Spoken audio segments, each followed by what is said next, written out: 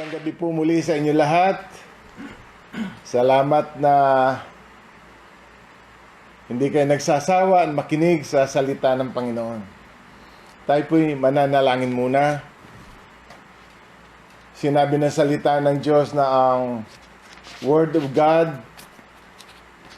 ay mas matalas pa sa tabak na may 2 talim,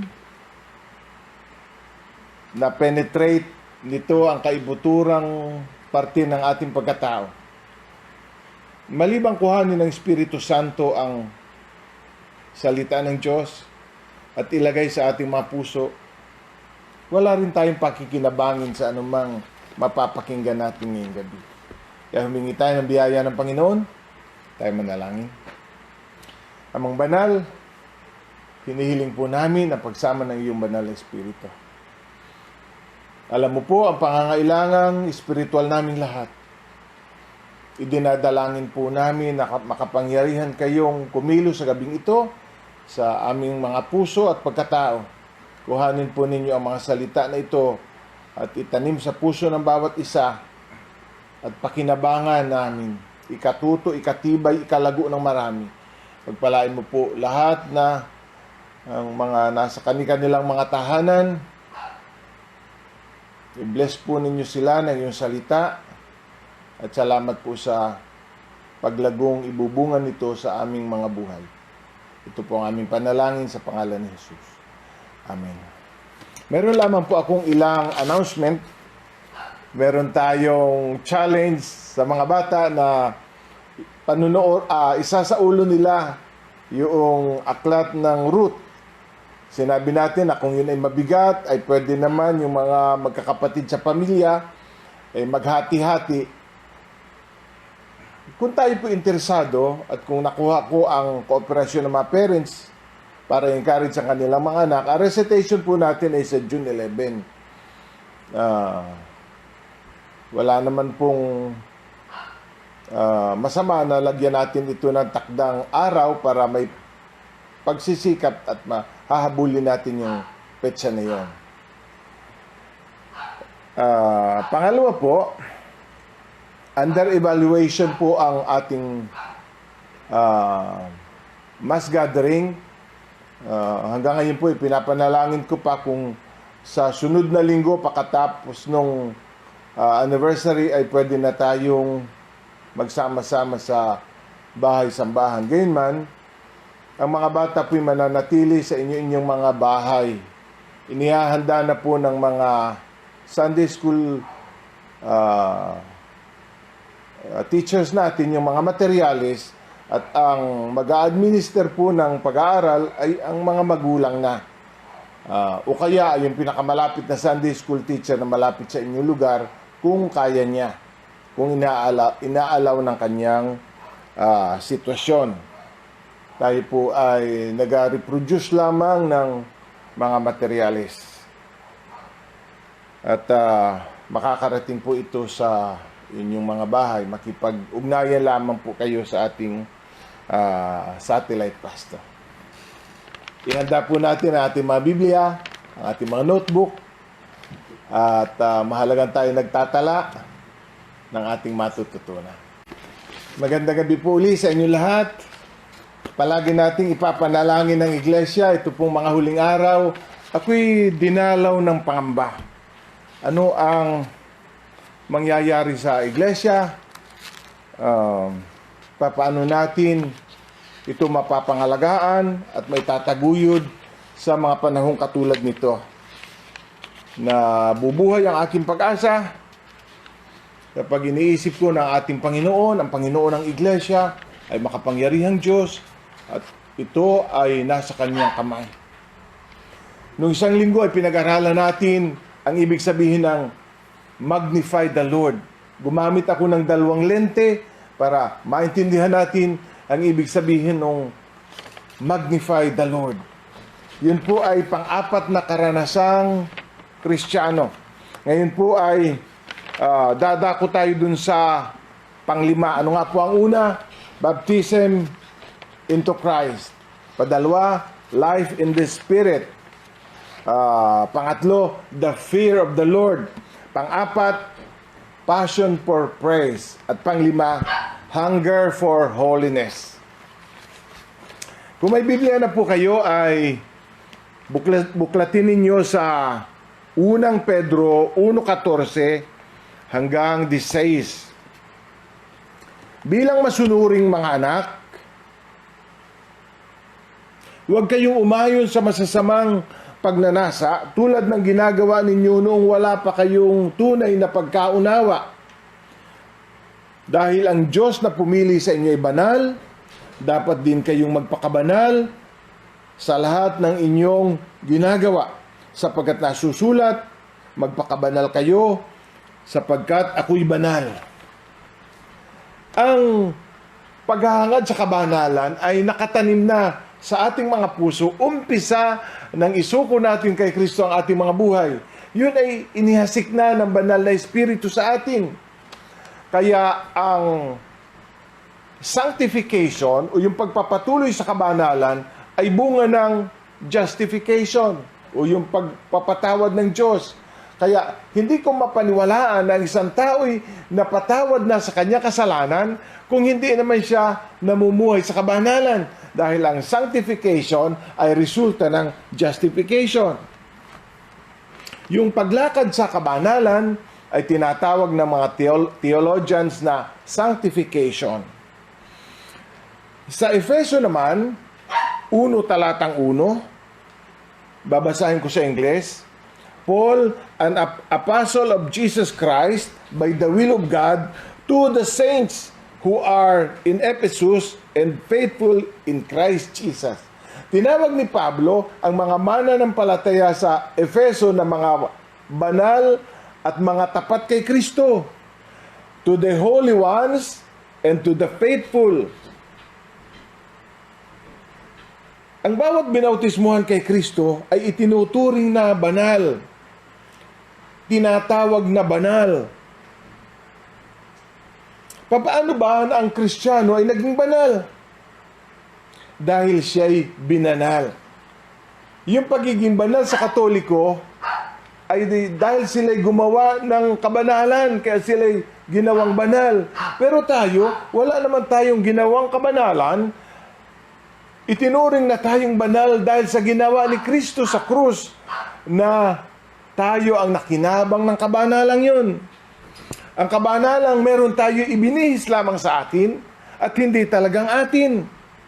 Kaya yung salitang justification ay isinasalin sa Bibliang Tagalog na inaring ganap, pinapaging ganap, binanal, itinuring na banal, ipinahayag na banal. Ngayon, yung sa mga Katoliko, yung mga banal ay dahil sa gawa nila. Ngunit yung justification, yung pagpapaging banal sa Biblia ay yung ginawa ni Kristo sa atin. Kaya hindi dahil sa atin, kundi dahil kay Kristo siya ang gumawa sa ating banal. At ngayong tayo'y banal na sa harap niya, inuutusan naman tayong magpakabanal. Magpatuloy na lumakad sa kabanalan.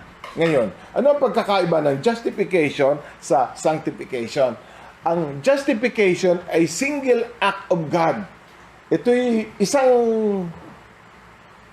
single act. Ngayon, binanal ka ni Kristo, minsan lang yon. At banal ka na sa harap niya hanggang sa makarating ka sa langit. Ang sanctification naman ay araw-araw. Kaya ito isang proseso. Yung justification, isang araw lamang, one act. Ang sanctification ay proseso, araw-araw na paghubog sa ating pagkatao para maging banal. Kaya sa bisa ng justification o pagpapawalang sala, tinatawag din yung justification na pagpapawalang sala, tayo pinatawad, tayo hinugasan, tayo nilinis, at tayo ay pinawalang sala. Sa makatuwid, tayo'y binanal. Sa isang babae na nahuli sa pangangalo niya, sabi ni Jesus, humayo ka at huwag ka nang magkasala pang muli. Ako'y naniniwala na siya nakaranas ng pagpapatawad ni Jesus. Kaya saka sinabi sa kanyang, humayo ka at huwag ka nang magkasala pang muli. Yun ay salita din ni Jesus para sa lahat ng makasalanan. Tulad natin, humayo tayo sa buhay na ito at huwag na tayong babalik doon sa kasalanang umalipin sa atin. Kaya ang inuutusang magpakabanal ay banal na. Hindi tayo inuutusang magpakabanal dahil hindi tayo banal. Tayo'y banal na sa harapan ni Kristo at tayo inuutusang magpakabanal. Ang pagpapakabanal ay utos. Ito'y gawa natin. Pero hindi naman talaga sulong gawa natin. Katulong pa rin natin ang Espiritu Santo araw-araw. Hindi natin kayang mamuhay sa kabanalan kung wala siya. Siya ang nagpapatakbo ng ating buhay at hanggat tayo ay nagiging masunurin sa banal na Espiritu, wala nang hahadlang sa atin para lumakad sa kabanalan araw-araw.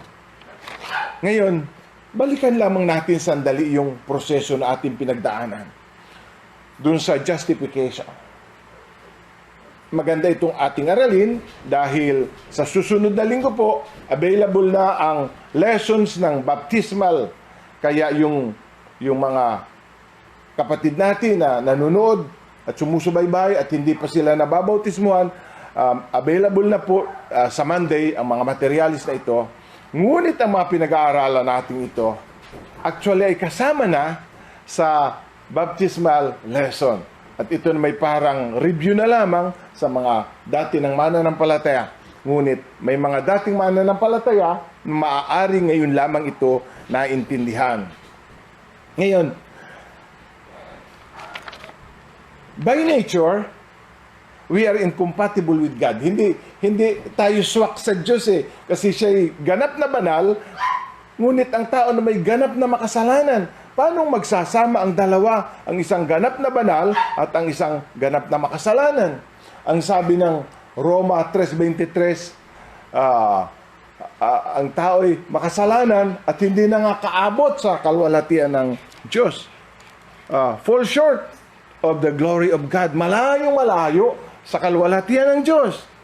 Ngayon, malibang ang nature ng isa ay baguhin, hindi siya pwede magsama. Alam naman natin na ang nature ng God hindi pwedeng mabago kasi siya ay hindi nga nagbabago. Kaya ang kailangan baguhin ay ang kalikasan ng tao. At sa pamamagitan ng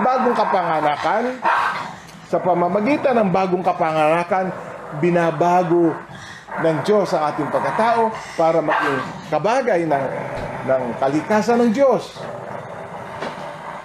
Ngayon,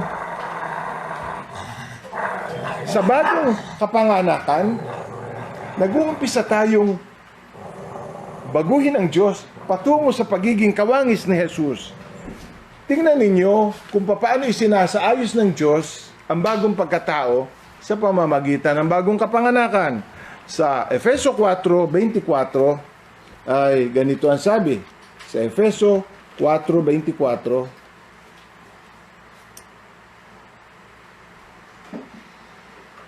At ang dapat makita sa inyo'y ang bagong pagkatao na nilikhang kalarawan ng Diyos, kalarawan ng kanyang katuwiran at kabanalan. Kaya mula dito sa katauhang ito ay pinalulutang yung bagong pagkatao. At yung bagong pagkatao na yun ay binabago ayon sa larawan ng Diyos, ayon doon sa wangis ng Diyos. At ang wangis ng Diyos ay kalarawan ng kanyang katwiran at kabanalan. Ang wangis ng Diyos sa atin ay katwiran at kabanalan. Kaya ang inarito sa ating pagkatao, ang ina-install ng Diyos sa atin, ang ina-restore ng Diyos sa pamamagitan ng Espiritu Santo ay yung kanyang righteousness at yung kanyang holiness. Kaya, sabi ni Pedro, we are partakers of divine nature. Sa pamamagitan ng bagong kapanganakan, tayo nakibahagi sa kalikasan ng Diyos. At yun ay yung kanyang kabanalan, katwiran. Kaya tayo papatungo na dun sa pagiging kawangis ni Jesus. Salamat sa Diyos, hindi ba? Nagpapasalamat ba kayo sa Diyos kamanghamanghang himalang ito na tayo baguhin para maging kagaya niya? Ako'y naniniwala na ito isang malaking proyektong espiritual. Ito ay isang massive spiritual project ng Diyos na tayo ay i-transform into His image and likeness. Panglimang karanasang Kristiyano, sanctification. Sa Hebreo 12, Gs, ngunit babasahin ko mula sa 9, Hebreo 12:9 hanggang Gs. Pinarurusahan tayo ng ating mga amasalaman at dahil dito'y iginagalang natin sila. Hindi ba lalong nararapat na tayo pasakop sa Diyos na ating Ama sa Espiritu upang mabuhay tayo? Sa loob ng mahabang panahon, itinutuwid tayo ng ating magulang ayon sa inaakala nilang mabuti. Ngunit itinutuwid naman tayo ng Diyos sa ikabubuti natin upang maging banal tulad niya. Kaya sa proseso ng sanctification, ng paglakad sa kabanalan, narito ang Diyos na tumatay yung Ama natin, itinutuwid tayo, inaayos ang ating pagkatao para tayo raw ay maging kagaya niya na banal. Inuulit-ulit yan sa Biblia. Kayo magpakabanal sapagkat ang inyong Ama sa langit ay banal. Nakita niyo. May tipan ng Diyos sa atin na sa sulat ni Judas, sa huling talata ng aklat ni Judas, ay sinabi, siya na makapag-iingat sa inyo upang hindi kayo magkasala at makapaghaharap sa inyo na walang kapintasan at may malaking kagalakan sa kanyang kaluwalhatian. Tayo raw ihaharap ni Kristo sa Diyos, banal at walang kapintasan at may malaking kagalakan. Ako naniniwala na kaya yun ay may malaking kagalakan ay dahil tayo at ang kalangitan ay magsasaya sa kamanghamanghang ginawa ng Diyos sa ating mga buhay. Kaya tayo ihaharap niya sa Diyos na puno ng kagalakan dahil tayo nagdiriwang sa ginawa ng Diyos sa ating buhay. Kaya ang pagbabagong ito ngayon ay in progress. Maaring sa iba'y mabagal ang pagbabagong ito, ngunit itutuloy-tuloy at talaga si Kristo na isagawa ang pagbabagong ito hanggang tayo maging ganap, nahaharap sa ating Panginoon. Kaya maaaring nahihirapan ka magbago sa sarili mo. Sana'y magpalakas ng loob mo ang mga salitang ito. Hindi titigil si Jesucristo na baguhin ka hanggat hindi niya nakikita ang kanyang wangis sa iyo. Yan ay malaking pag-asa. Kung minsan tayo nagagalit din sa ating sarili dahil may mga bagay na gusto natin baguhin, ngunit hindi natin kaya. Umasa lamang tayo sa Espiritu Santo at hayaan natin siya ang magbago sa ating buhay. Bumalik tayo sa Efeso. Yung tinatawag na the day when holiness gripped the church. Yung araw na para bagang yung kabanalan ay bumaba at lumukob sa buong iglesia. Ang pagpapakabanal ay nag-uumpisa sa pagsisisi. Hindi maaaring lumakad sa kabanalan ng isang taong hindi nagsisisi. Kaya ang ating starting point, ng pagbabagong buhay ay ang pagsisisi. At makapagsisimula na tayo sa pagbabago kung napagsisihan na natin ang ating mga kasalanan.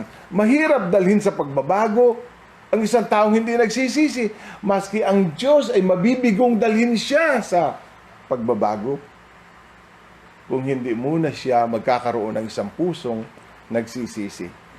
Magdadalawang taon ang ministry ni Paul, ni Timothy, ni Aquila, ni Priscilla. Nagkaroon ng breakthrough. Magdadalawang taon.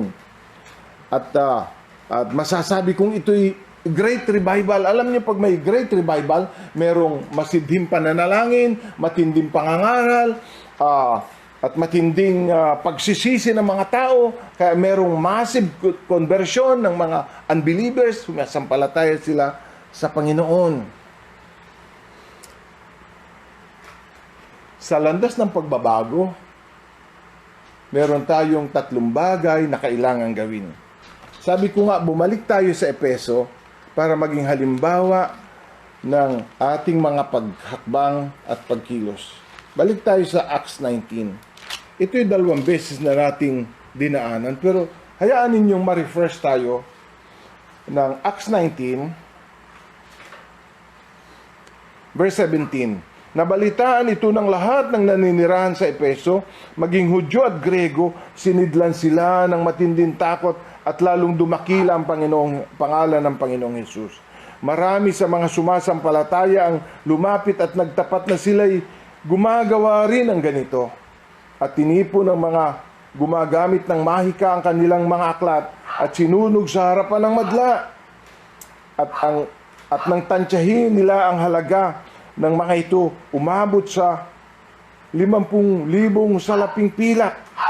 Sa ganitong kahangahangang paraan, lumaganap at nagtagumpay ang salita ng Panginoon. Ang kanilang pagsisisi ay nasaksihan ng buong bayan ng kanilang sunugin ang mga aklat ng mga mahika at ang lahat ng mga occultic materials na kanilang binili o maaaring sabihin nating ipinundar. Ang una nilang ginawa, ipinahayag nila ang kanilang mga kasalanan. Sinabi nila na kami po ay gumagawa din ng ganyan. Kami po'y sumasampalataya kay Kristo, pero kung ano po yung kanilang ginagawa, ay ginagawa din po namin yon. Ipinahayag nila. Walang pumilit sa kanila. Walang nag-udyok sa kanila. Kundi merong isang klaseng espiritu ang nag-uudyok sa kanila na i-confess nila ang kanilang mga kasalanan, ipahayag. Alam niyo, ang natural na reaksyon natin bilang makasalanan ay yung ilihim ang kasalanan at pagtakpan. Doble ang pagsisikap ng iba dyan. Kapag sila nagkakasala, gayon na lamang ang kanilang pagsisikap na ito'y ilihim at takpan. Ngunit ganito ang sabi ng Proverbs 28 verse 13. Ang nagkukubli ng kanyang sala ay hindi mapapabuti. Ngunit kahabagan ng Diyos ang nagbabalik loob at nagsisisi. Kaya yung pagpapahayag, parte na yun ng pagsisisi eh. Yung pag-amin at pagpapahayag ng kasalanan, ayun ay parte ng pagsisisi. Sabi ni Santiago, at ipahayag ninyo ang inyong mga kasalanan sa isa't isa, at ipanalangin ng isa't isa ang iba, upang kayo'y magsigaling. Kaya kung gusto nating ma-restore sa harapan ng Panginoon, at gusto nating lumakad sa kabanalan, ang unang dapat nating gawin ay ipahayag ang ating mga kasalanan. Ang iba ay nagkukunwari, ang iba ay nagsisinungaling para pagtakpan ang kanilang mga kasalanan. Ngunit sabi ng Biblia, siyang nagtatakip ng kanyang kasalanan hindi mapapabuti. Ay, pwede na nating sabihin in a negative sense, ang nagtatakip ng kanyang mga kasalanan ay mapapasama. Kabaligtaran nyo nung hindi mapapabuti o hindi giginhawa. Yun ang ating natural reaction. Yung pagtakpan ng kasalanan. Ang sinasabi ng salita ng Diyos, siya'y mali. Siyang nagtatakip ng kanyang pagsalansang ay hindi ginhawa, ngunit ang nagpapahayag at nag-iiwan ng mga yaon ay magtatamo ng kaawaan. Kaya ano daw gawin? Siyang nagtatakip, hindi magpapabuti, ngunit yung nagpapahayag at nag-iiwan ng kasalanan ay kaawaan. Ay kaawaan. Inuunawa natin at lahat naman tayo galing sa isang makasalanang buhay. Iba't iba lang ang degree ng pagkamakasalanan. Ang nakakatakot sa isang gumagawa ng kasalanan ay yung exposure, yung tayo mabilad, yung ma-expose tayo, maalaman ng tao. Yun ay kuminsan ay unbearable. Yung mabilad sa kahihiyan, yun ay unbearable. Kaya sukdo lang tayo magsinungaling para pabulaanan ng isang chismis o isang bintang, kahit na yun ay alam nating totoo. Ngayon, habang tinatakpan mo naman ang tinatakpan ang iyong kasalanan, nabubulok naman ang iyong pagkatao.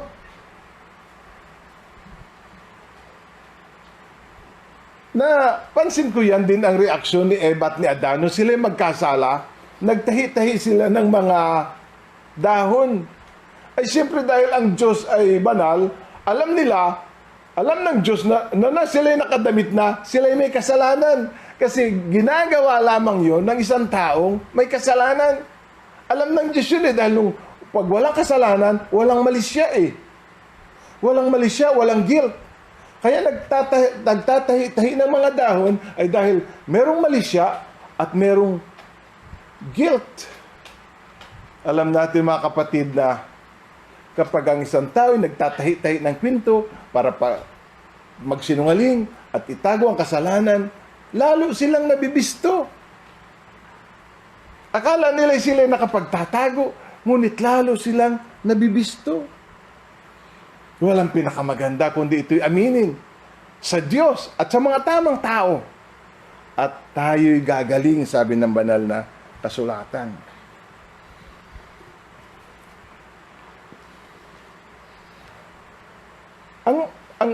Ang nakita kong mali sa kay na Eva at kay Adan ay yung magtago sa Diyos. Takpan ang kanilang kasalanan at magtago sa Diyos. Kung iisipan naman natin, hindi naman talaga tayo makapagtatago sa Diyos. Hindi naman talaga tayo pwedeng maglihim. Hindi naman tayo pwedeng mga tuwiran. Dahil kahit kaliit-liit ang liko ng ating pag-iisip ay alam ng Diyos kung bakit natin ginawa. Ang mag-asawa ay kung paanong balot ng dahon, ay balot sila ng guilt. Ang ginawa ng Diyos ay nagpatay ng hayop. Sa palagay ko ay 2 hayop ang pinatay ng Diyos. Kasi kinuha niya yung balat. Alangan namang isang hayop, 2 damit ang magagawa. Maliban sigurong ilipante ang pinatay ng Diyos. 2 hayop. At nabubuo ang dugo. At ako'y naniniwala na ang dugo ng hayop na yun ay naging pantakip ng Diyos sa kanilang mga kasalanan at ibinihi sa kanila ng Diyos ang balat ng hayop na maaaring nung oras na yun mainit-init pa sa dugo. Sabi sa mga awit 32 verse 1, "How blessed is he whose transgression is forgiven and whose sin is covered." Ang ginagawa din pala naman ng Diyos ay inatakpan niya ang kasalanan ng dugo ni Kristo. Tayo naman, inatakpan natin ng kasinungalingan ang ating kasalanan.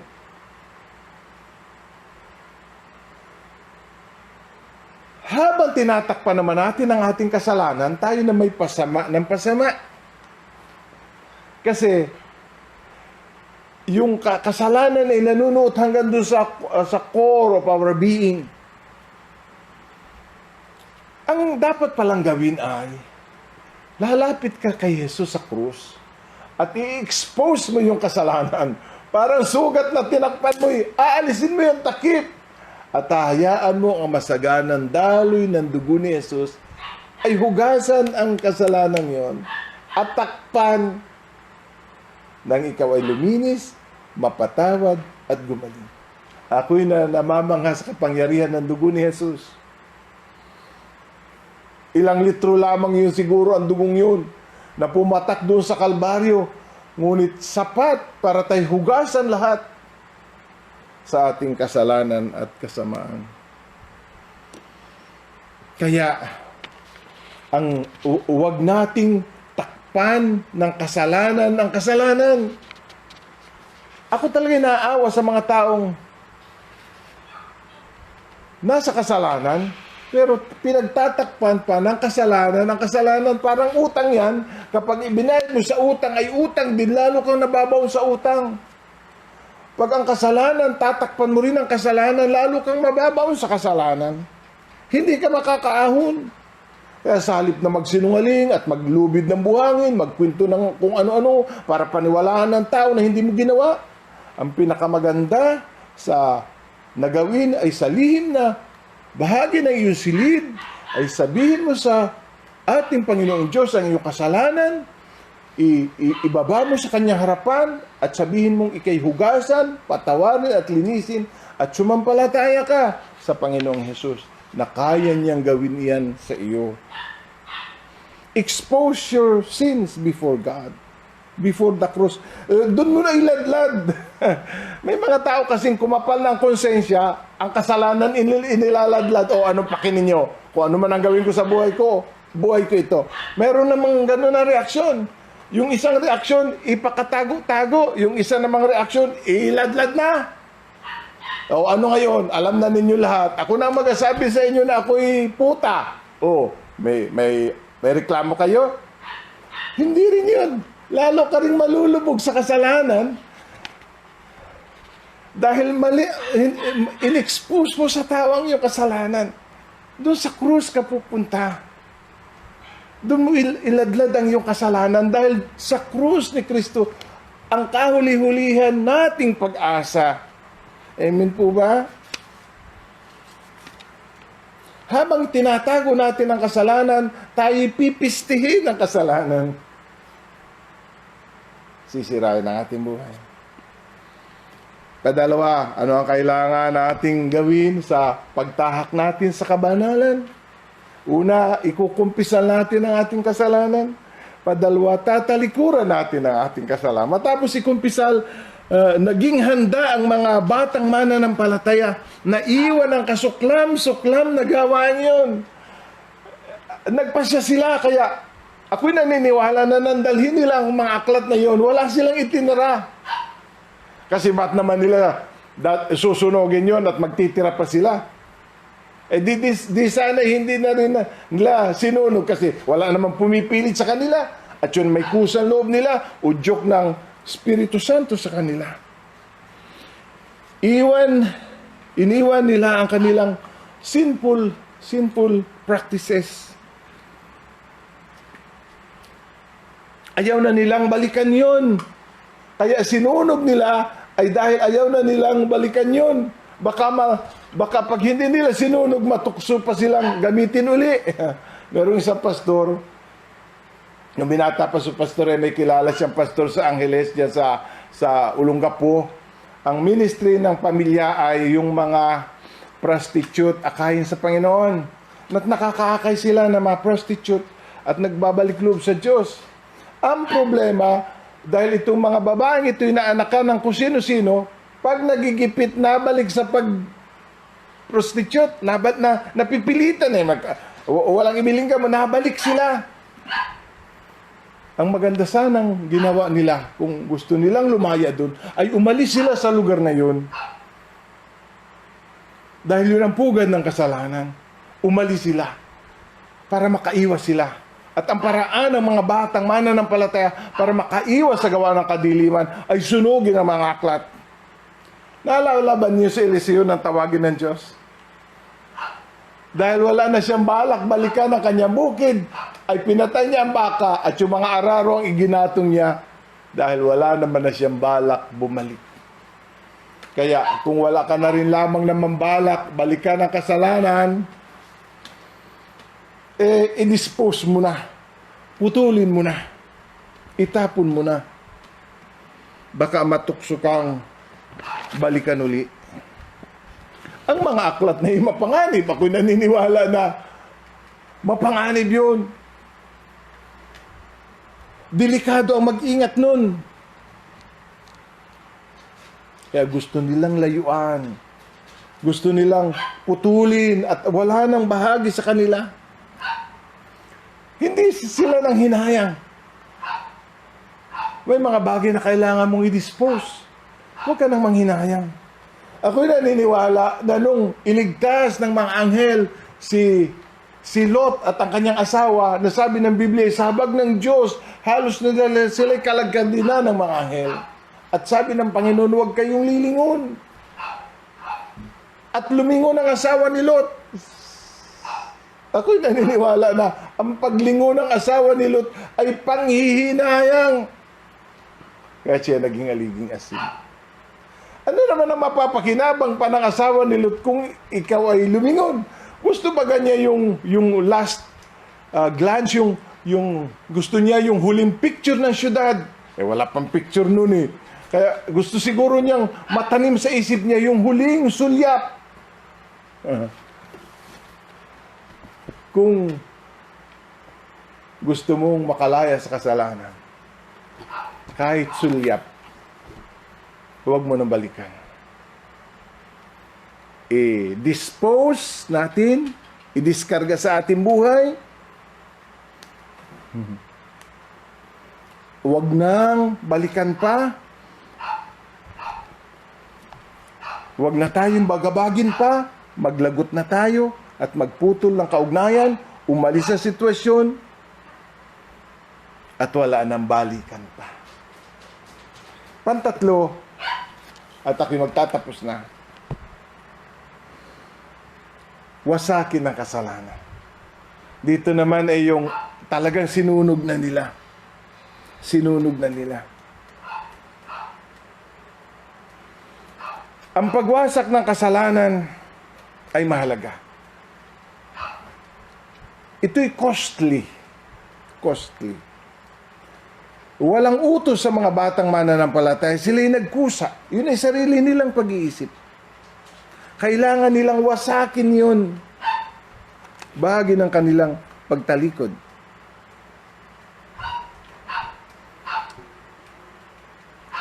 Marahil ay walang mag-uutos sa iyo. Pero magandang halimbawa, yung mga taga-Efeso. Walang nag-uutos sa kanila. Ngunit gusto nilang lumakad sa pagpapakabanal. Sila na nagkusang itapon yun, sunugin yun. Kahit pa yun ay tila nakapanghihinayang. Natandaan ba ninyo nung panahon ni Josue? Sabi ng Panginoong Diyos, walang makakatalo sa iyo habang ikaw ay nabubuhay. At nang umatake sila sa Jericho, ang bili ng Diyos, lahat na masusumpungan ninyo roon, ay susunugin ninyo. Wala kayong kukuhanin para sa inyo. Ngunit iipunin ninyo bilang handog yung lahat ng mga metals. Ginto, pilak, tanso, yun ay lahat ay walang mapupunta. Walang yung mga samsam ng digma, wala. Yun ay lahat ay taturn over ninyo. Ngunit yung mga iba ay susunugin. Ngunit sa chapter 7 ng Josue, alam natin na nung sumunod na pagtala, nung sila'y sumalakay, merong isang lalaking nagngangalang Akan na nagkupit ng isang barang ginto at mga damit na yari sa Babylonia. Ang akala ni Josue ay 100% ang pagsunod ng bayan. Ang hindi niya alam, merong isang tao na naghukay sa ilalim ng kanyang tulda at ibinaon yung kanyang dilihensya. At nang sumunod na pagsalakay, sila'y natalo. Kaya gulong-gulo ang isip ni Josue, paano nangyari ito? At siya'y nagpatira pa sa harapan ng Panginoon. At hinihingi kung ano ang dahilan.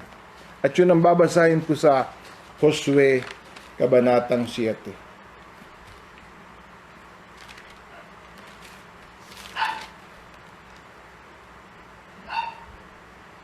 Verse 1, ngunit nilabag ng Israel ang utos ni Yahweh na huwag kukuha ng anuman sa Jericho sapagkat siya itutupukin bilang handog sa kanya. Verse 10, ganito ang tugon ni Yahweh, tumindig ka, bakit ka nagpapatira pa ng ganyan? Nagkasala ang bayang Israel, nilabag nila ang aking utos, kumuha sila ng mga bagay na inutos kong tupukin. May inumit sila, inilihim at isinama sa kanilang mga ari-arian. Yan ang dahilan kaya hindi sila makaharap sa kaaway. Natakot sila sapagkat sila ay dapat lipulin. Hindi ko kayo tutulungan hanggat hindi ninyo isinusuko ang mga bagay na ipinagbabawal sa inyo. Isipin ninyo, 100,000 ito ng mga tao sa pagsalakay na yun. Marami. Hindi ko alam ang eksaktong bilang. Pero isa lang ang sumuway. At ilang pirasong damit, isang pirasong ginto. Maaring masabi natin yun ay 99.9% obedience. 0.1% lamang ang sumuway. Ngunit yun ay naging dahilan para sila'y matalo at maparusahan.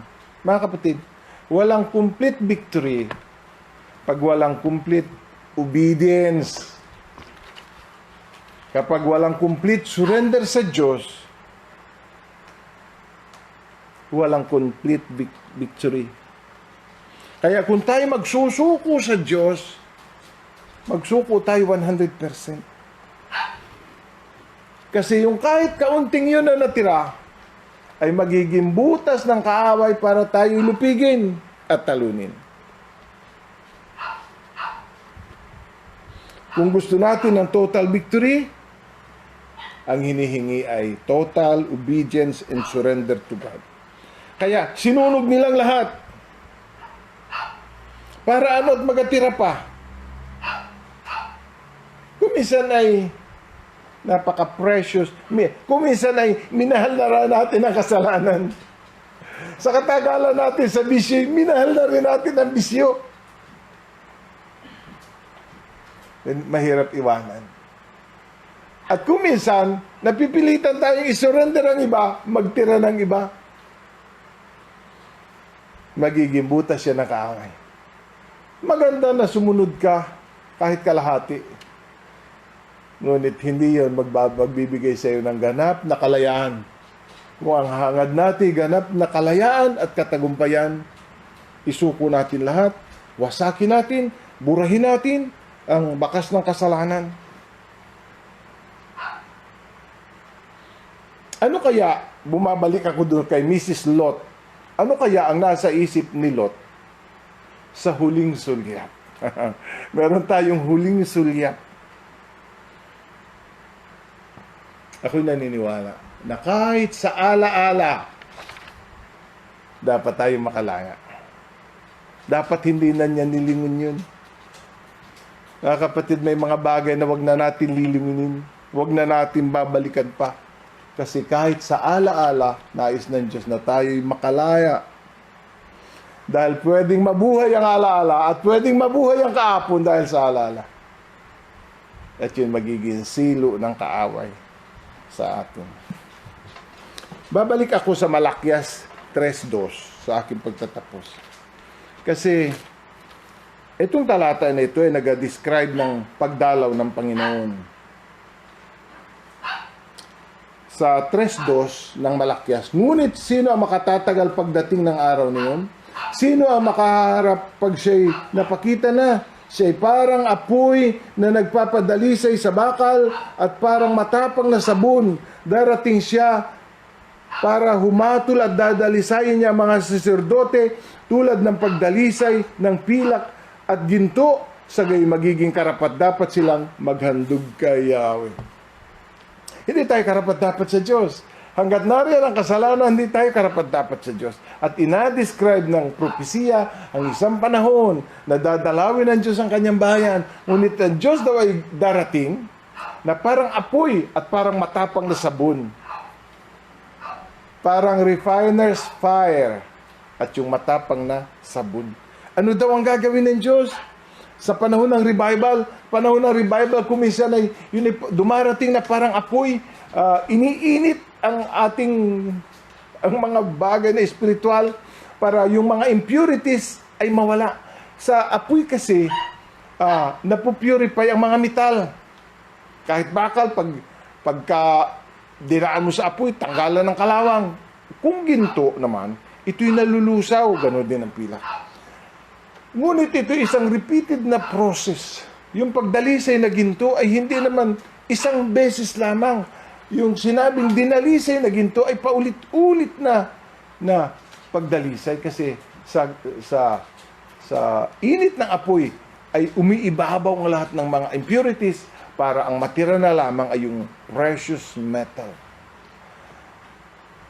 Ang ating pananampalataya ay higit pa sa ginto. Kaya, ang panalangin ko'y dalawin tayo ng Diyos sa isang tunay na revival at dumating siya na parang panday ginto at panday tanso. Padaanin tayo sa apoy ng paulit-ulit. Ang hinihingi ay kailangan nating mag-submit sa proseso. Yun ang inaayawan natin. Kasi mahirap yung padaanin ng Diyos sa proseso ng pagdalisay. Ngunit desidido ang Diyos na padaanin tayo.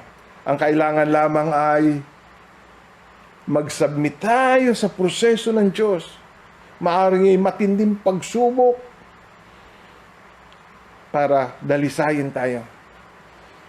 Sa aking pagtatapos, ang huling pangungusap, sa pamamagitan ng dinalisay na puso, may enjoy natin ang pakikibahagi sa banal na kalikasan ng Diyos.